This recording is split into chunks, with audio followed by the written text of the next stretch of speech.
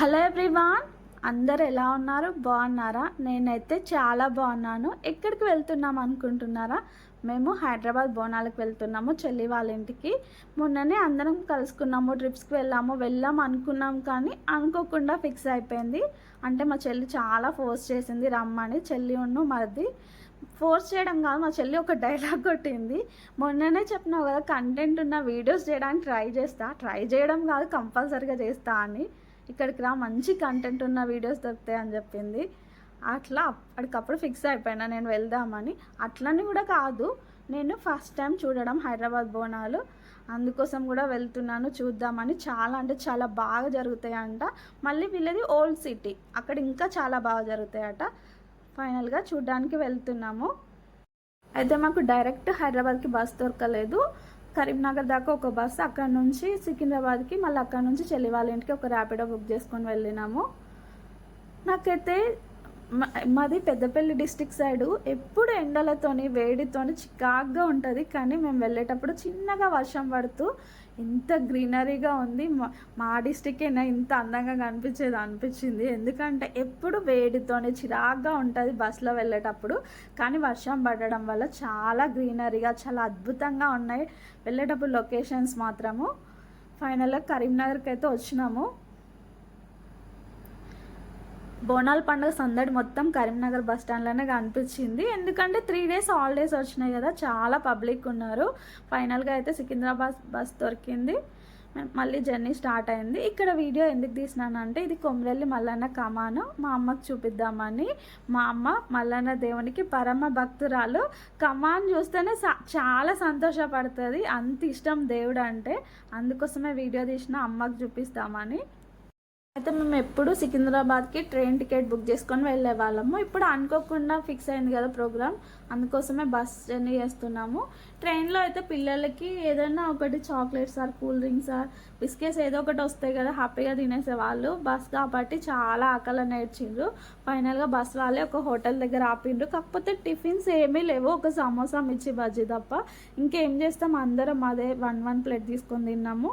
నేను టీ తాగేసిన తర్వాత మళ్ళీ బస్ స్టార్ట్ అయిపోయింది. ఫైనల్గా సికింద్రాబాద్ వచ్చేసిందండి. మనకి ఎంటర్ కాగానే ఇట్లా అమ్మవారి అందంగా లైట్స్తో ఉన్న కమాన్ కనిపించింది. చాలా అంటే చాలా బాగుంది.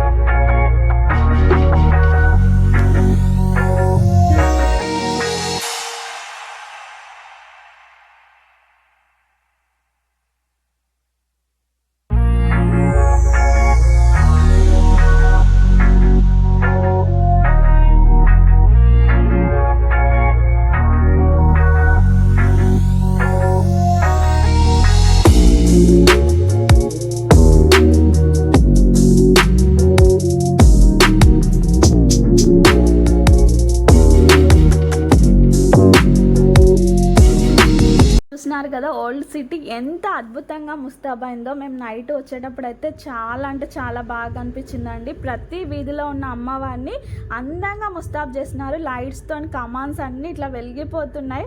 ప్రతి గల్లీ చాలా సందడిగా ఉంది. మేము లేచేసరికి మా చెల్లి వాళ్ళ గల్లీ కూడా చాలా సందడిగా ఉంది.